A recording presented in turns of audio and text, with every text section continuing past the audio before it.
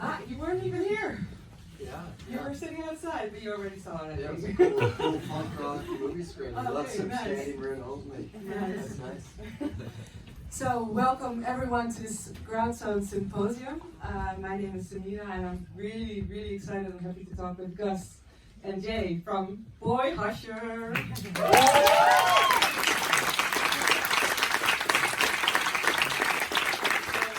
I think it's also fun to see the reactions, but now you were outside. But I think I can speak for everyone that we really enjoyed it, right? Thank you. Hey, we're going to talk about the movie, of course, but and we're going to talk with the audience a little bit. But I also want to ask you guys how you are, because I saw on Instagram you were leaving the airport in, I think, Helsinki, 4:30. Oh. Hi. At 4:30 in the morning. So Yeah. Yeah, we're running off a couple hours of sleep, but we're happy to be here. Yeah. But then, are you exhausted, or are you just still happy to be? So this is like our last show of a tour we started in March. Yeah. So it's sort of a relief. This is like a really amazing sort of event to end it on. Exactly. Yeah, we're really happy to have you here. So you're playing at Paard, the horse, I want to say. Tonight at 11, right? Yeah. And then so you're flying back tomorrow, or are you able to enjoy the city a little bit? We have another 6 a.m. lobby call. So What is a lobby call? it means when we It's leave for 4. the airport. Oh, Oh, it's 4. Oh, It's 4 of the plane. oh no, so you're playing and going to sleep, I think, or maybe not going to sleep. That's also It's hard to say. Yeah. okay. So, and how was touring life? How was it? It's been cool. I mean, shows are just like that, full force. Seems like with a vengeance. Yeah. Yeah, I mean, it's been crazy. We haven't toured in a couple of years, and Because I think this is the biggest tour you've done so far, right? Yeah, probably. Yeah, I think that too. This tour was an interesting one because a lot of it was making up for shows that we had to cancel, and then some new shows. But Yeah, cool. And so you're flying back to the US, but you're starting again, right, in July throughout the US. correct. So it's not done yet this year. We have 3 weeks off and then we're gonna do Midwest kinda, and then in August we come back to Europe. And so you also toured with 9 Inch Nails. How was that for you? How was that experience? We played 2 shows. Two but- shows, yeah, okay. I do want to say we toured with them, But still, how was it? but it was amazing. It was like very scary, but also really fun. And Yeah. you're such a small little project, and then you are confronted with someone who has like a 50-person team Yeah. and 5 like buses and like semis, and it's really wild to experience for sure. Really cool. Hey, so one last show, and then you can go home and sleep, hopefully. There's a really huge crowd tonight to see your film, The Runner. You guys met in film school, right? So this was actually going back to your roots, making a film. Or how did it start? I see you guys laughing. Well, I know. I usually am like, we did not meet in school, Oh, that's but what we I- both happened to be in school. So Okay, so Yeah. now I want to know It's because confusing, yeah. Where did you guys meet then? we met in Savannah, but we met because Gus was throwing like DIY shows, putting on these like very small music events for like noise music. And I came from upstate New York, and I was very sheltered, and I went to one, and I remember being like, wow, what is this? I want to be a part of it. So I hassled Gus for quite some time until I could also be part of putting on shows. Okay, but you both went to film school. We were both in school at the Yeah. time too, so I think what Gus likes to say. Yeah. yeah, we're cutting hairs here. Like maybe more like blunt approach to it, and Jay's maybe a little bit more romantic. Yeah. Well, that's understandable. Hey, and so, but you decided to make a film. Yeah. Well, how come? What was the starting point to do this? It's definitely a COVID baby. So we were working on music, and it just didn't really have the direction without shows. You know, we really based our albums off of like playing live, workshopping it live, like seeing how audience reacted. So we're at home just working on songs and just like having a hard time finding creativity. Mm-hmm. I love to say this because like hearing people talk about like their depression or just like how hard it was to work during COVID is that was what was happening for me. So I think it's important to talk about that. So yeah, we had this time and these weird songs, and we needed some way to tie it all together. So we wrote a film around the album. And how did the story itself start? Was it just because of the music, or how did that process go? Well, when we started listening to kind of the tracks as they were forming, because also at the time I took a little break, and so Gus was working with like a lot of vocal features, and so when we started listening to like this whole mess, it really felt like a soundtrack. And then we were like, oh wow, this could be a film. And we were just talking about this woman running through the woods and covered in blood, and at first you think she's the victim, and then slowly realize no, she's like the perpetrator. Yeah, and that was a very interesting image, and we kind of wanted to expand on that. So it just naturally evolved a little bit. I would say that Gus and I have a series of characters that we are exploring often, even before the runner, and they appear in our songs and like in films that we've made before, and this is a culmination of those characters, right? These figures that we do find really interesting already. And for us, the viewers, we can decide what the story of the runner is, maybe, or...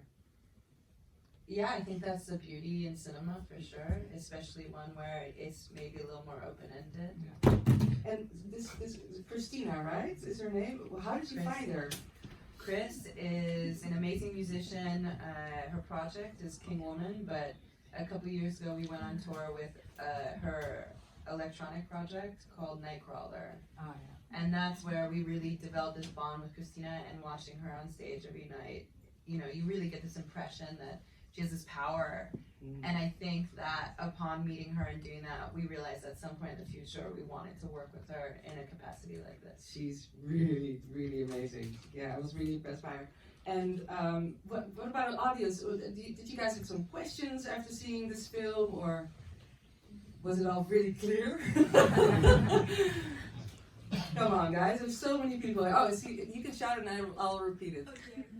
So I have one question. If you chose an artist and like a musical artist as like a main character, did she have an influence like on the movie in general, in the soundtrack or anything? Did everyone hear that? I didn't really. Did you guys hear it? If we were to choose another artist to make a movie about, is that the question? No. Okay, sorry. I didn't hear it. Yeah. The question was, you chose like a musical artist, but did she have an influence on the project, like the soundtrack or anything? Oh, did she? Okay. If Chris had an influence on the movie, a musical influence. Well, I think so. We toured with her, and she's like a very like energetic, you know, powerful person, and we knew we were going to cast her. Yeah. So I think we sort of wrote their character around her personality. And we made this point too Yeah, that sounded insane. Yeah. I mean, Think about the Or just like, we already knew what she was capable of doing, and it was more about figuring out a way to create a cinematic narrative around that. And we only cast people who we have dealt with in a musical capacity, so that was very important. Okay. Does that answer your question? Yeah. Somebody else? Questions? No? Come on. No one? You made a horror film, which I think fits the aesthetic of your music as well. Like, it goes hand in hand. Would there be any other genres of films you might want to explore in the future? Are there any genres of films you want to explore in the future? I think we just like genre films, like as a way, like we both really love movies that, you know, on the surface seem like a simple film, either it'd be like a thriller or horror, and then just like sort of hiding meaning in there. So I think we're both like definitely going to explore just genre films in general. Yeah, the way we access maybe our experiences, our emotions, is usually through the spectrum, I'd say, of horror or thriller, right? Dramas are amazing and comedies are great, but I think speaking from my perspective, the way to really explore what I'm feeling comes out the best with horror, even just like that level of atmosphere.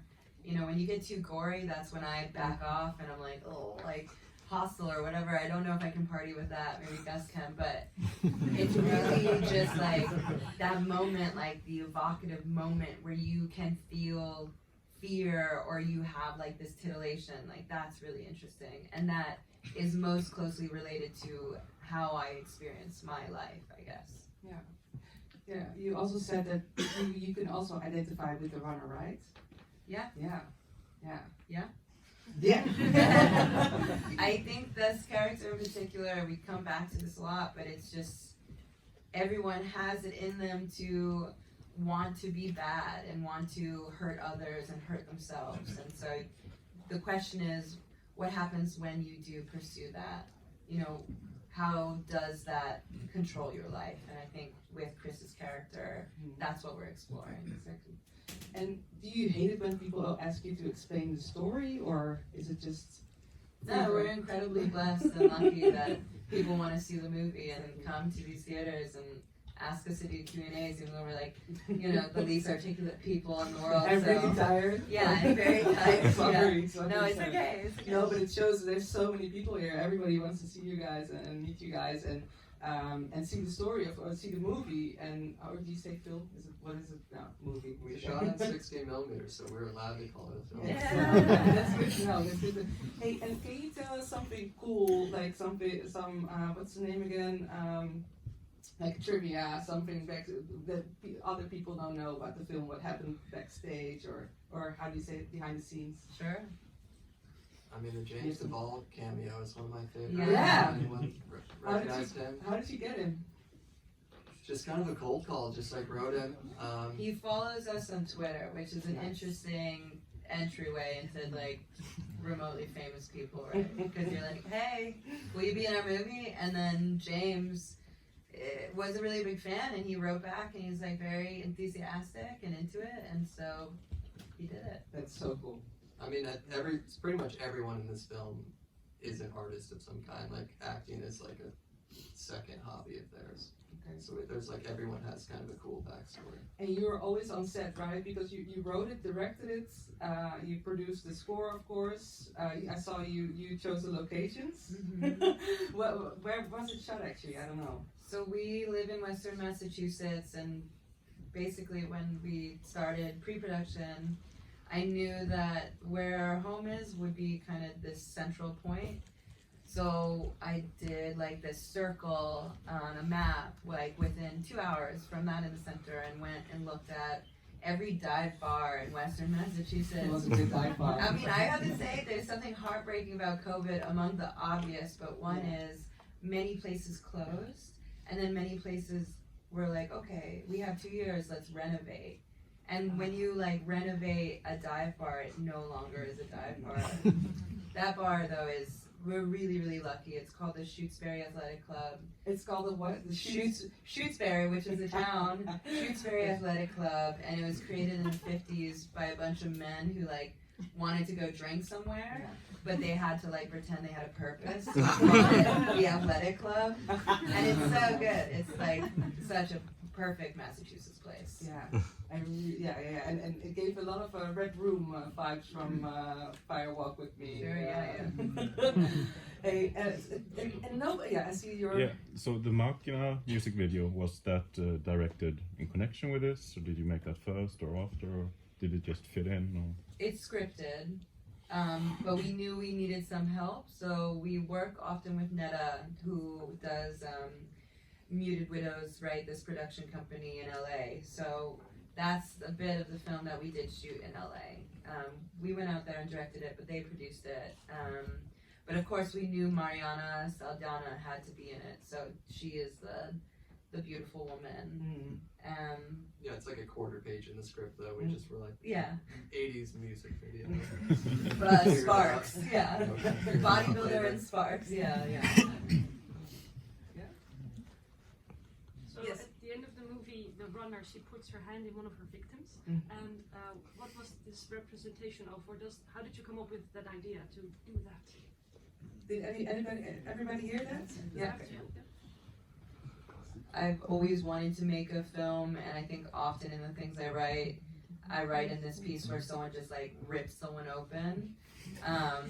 We didn't have quite the special effects budget for that, but this was like a very awesome way to like demonstrate that and maybe rip a heart out or whatever. Oh, I hate the sound always. I was like, yeah, our sound engineer is amazing. Yeah. So yeah, I mean the movie was also mixed by each. Oh, thank you.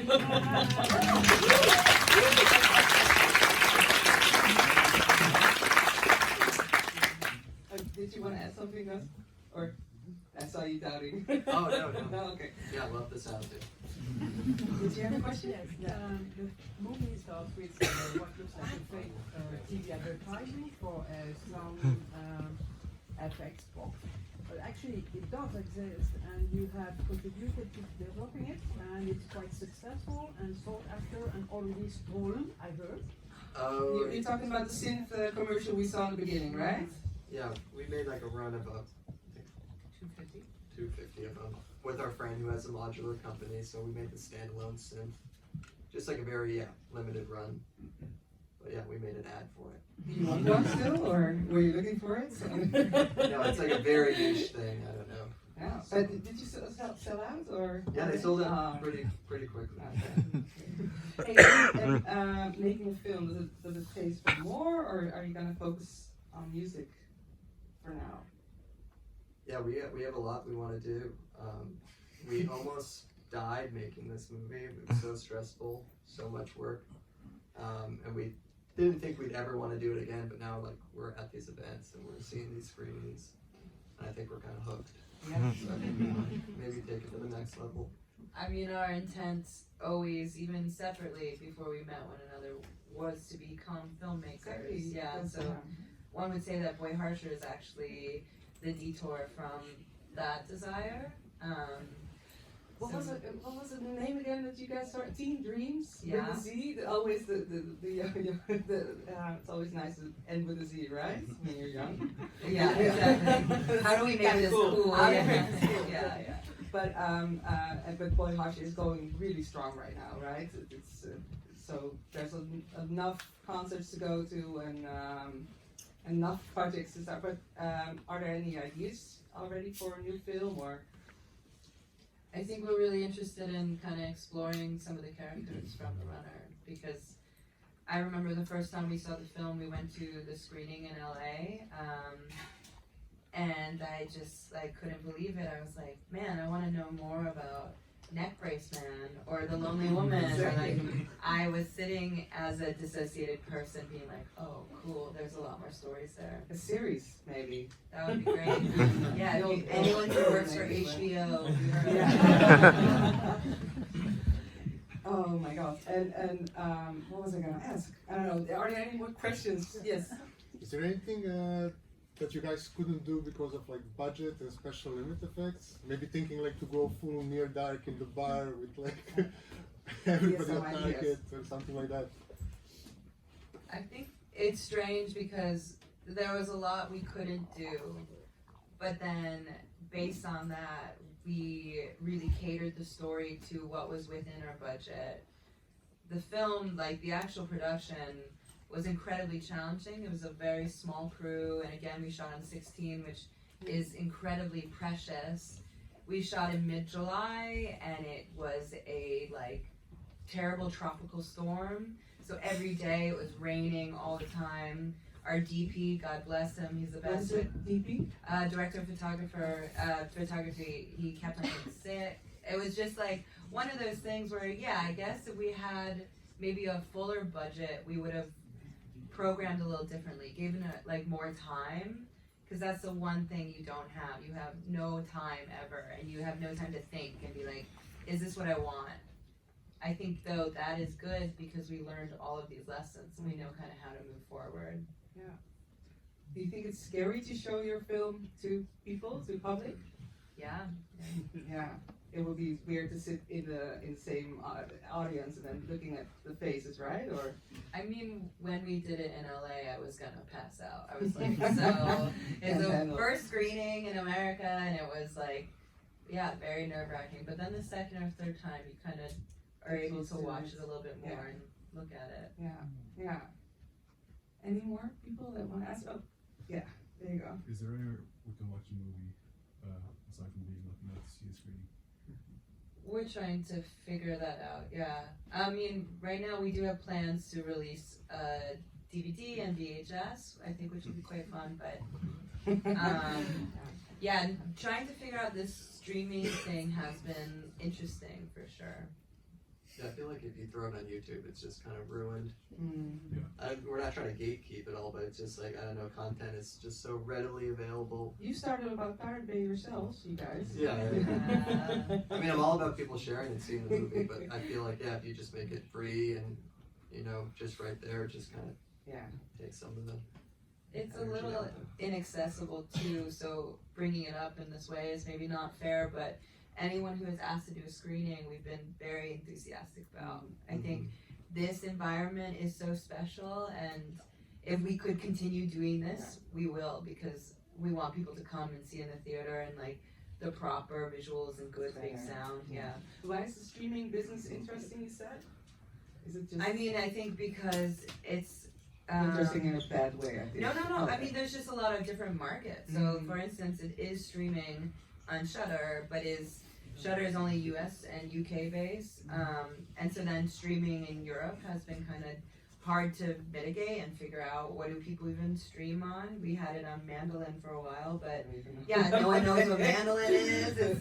So it's just one of those things where, you know, I don't know if we know enough to figure out the right place to stream it in Europe. Yeah, exactly. Oh, you had a question, right? Yes.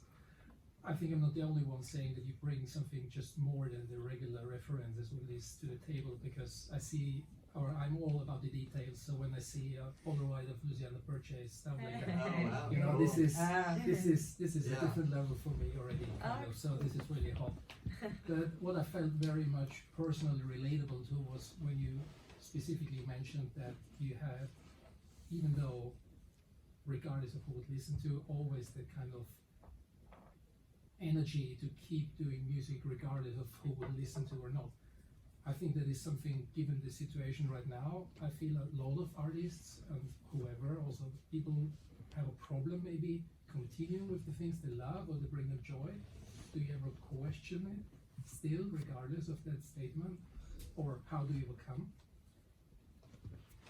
Yeah, I mean, it can be tough, you know, you like monetize something and then it maybe takes away some of the, you know, makes it a little less special, but then you just have to remind yourself that like, now I get to do this like as a full-time job, and that's worth it. I mean, I will say that I'm the one who's like, oh, I want to go out to Joe's, our favorite restaurant, and like drink martinis, and Gus is like, I'm gonna stay home and I'll come home late at night, and he'll just be in his studio just working on something that isn't even, I know it's not for the future of Boy Harsher. So without trying to embarrass you, I think music is probably a really big part of your life, even if you don't know it.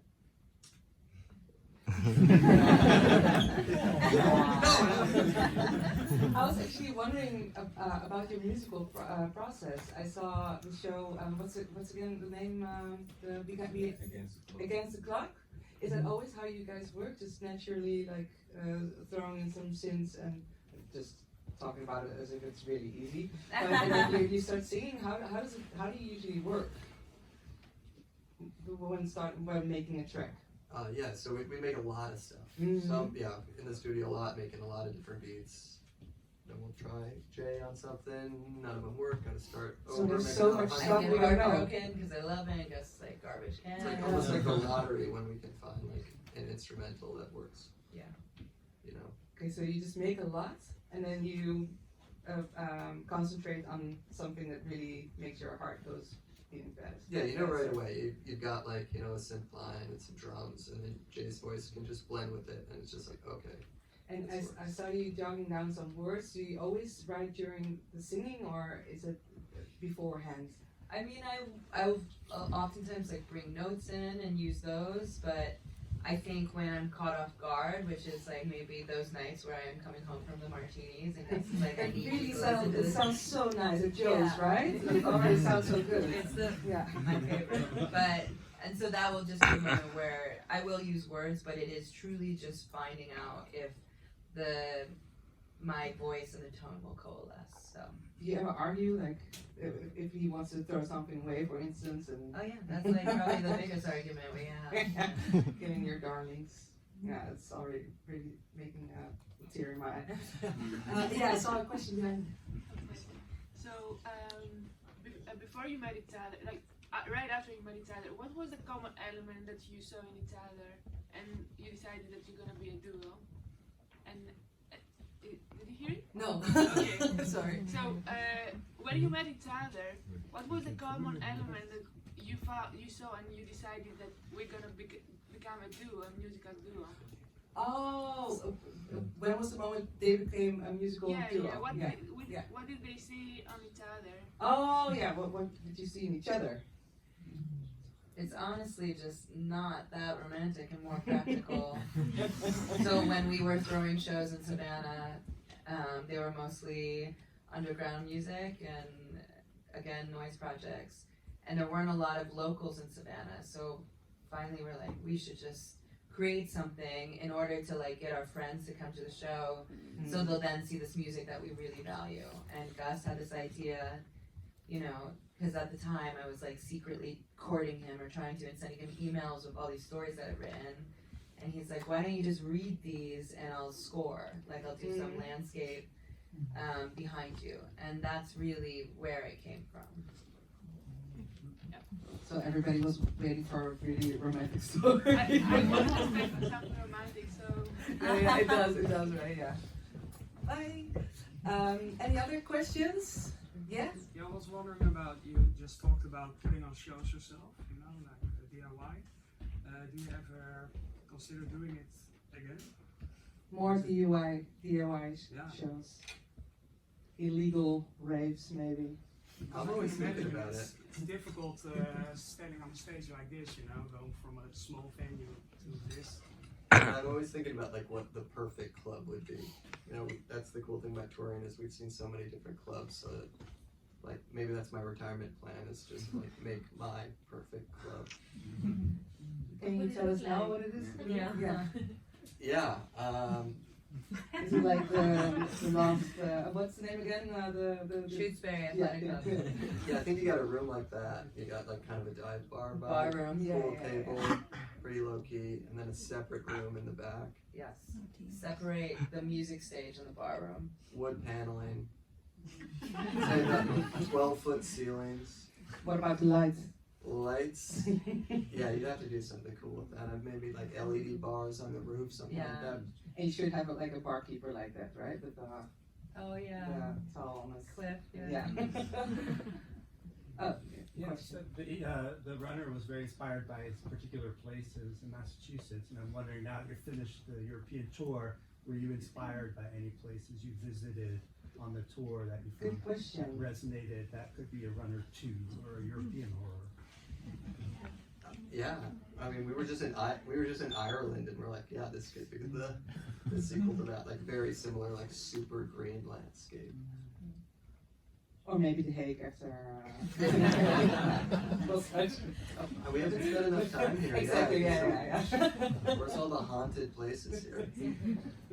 What did you say? The haunted. Yeah, we gotta go see all the scary locations. There are scary locations here. I don't know. Is it maybe it's like a tour with like a big bus. Other questions, maybe? No, it's really hot in here, right? So I'm also feeling really bad because you guys are so tired. I think you in the back are as well, right? Are you okay? No, you're still doing so no, sir. Okay, so thanks for doing this and showing us this beautiful film and having this conversation with us. And so tonight at 11 in the Horse. The Horse? Yeah. It's a stupid joke. Okay, so and really good luck tonight after the show, and then deciding whether or not to stay up or not. Yeah, let's play by ear. Yeah. Play by ear, exactly. All right, thanks. Thank you guys, Thank and you, thank give a you. good round of applause.